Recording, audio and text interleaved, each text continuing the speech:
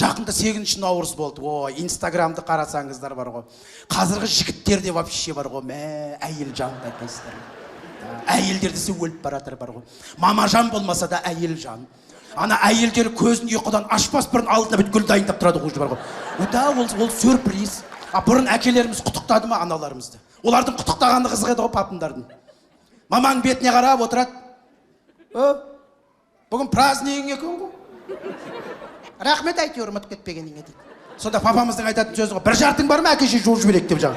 Наоборот өзінен сұрап жатады ғой, бірдеңе бере ма десең. Қазіргі жігіттер, ой, әйелдер десе кәдімгі өліп баратыр бар ғой. Қазіргі жігіттер, мысалы үшін мен сіздерге айтайын, даже телефонға да әйелдің атын жай жазып қоймайды.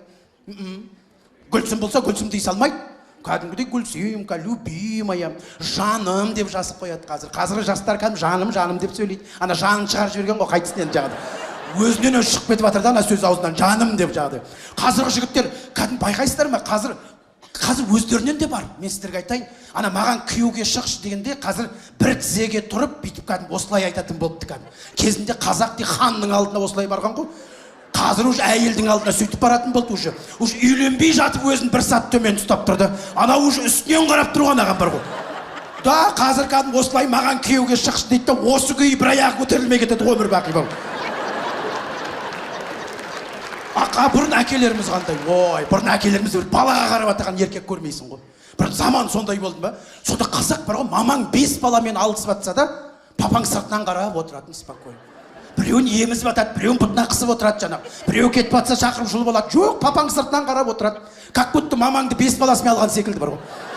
Біреу өзінің баласы емес сияқты. Қазіргі жігіттер ондай емес, молодцы. Қазір бар ғой, ой, әйелдердегі. Ана жақында поликлиникаға бардым.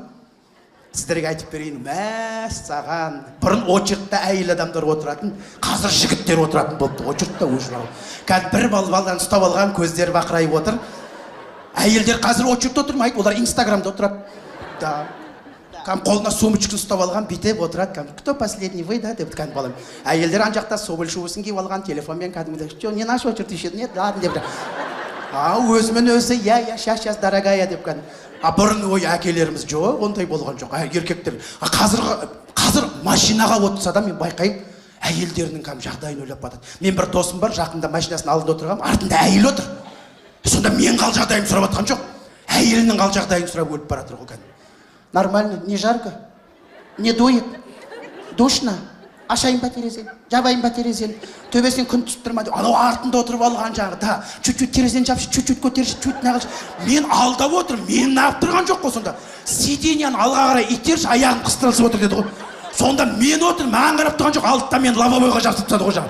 Үндеген жоқ, құрсын сол тыныш болса екен, арттағы бар ғой деп.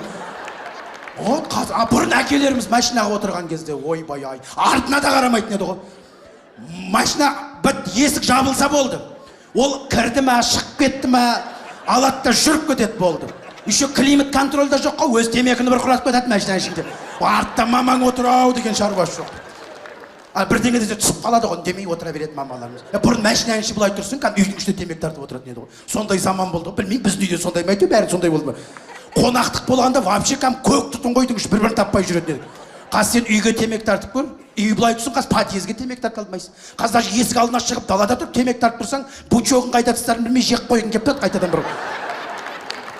Бұрын қандай еркектер болған. Сондықтан да мына көрдіңіздер ме?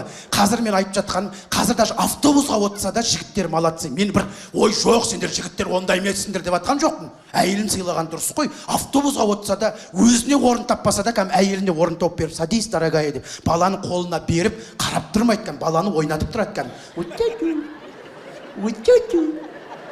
Баласы ұйықтап қалса әйеліне көшеді. Деп екеуін ұйықтатып барып тынышталады ғой әйтеуір.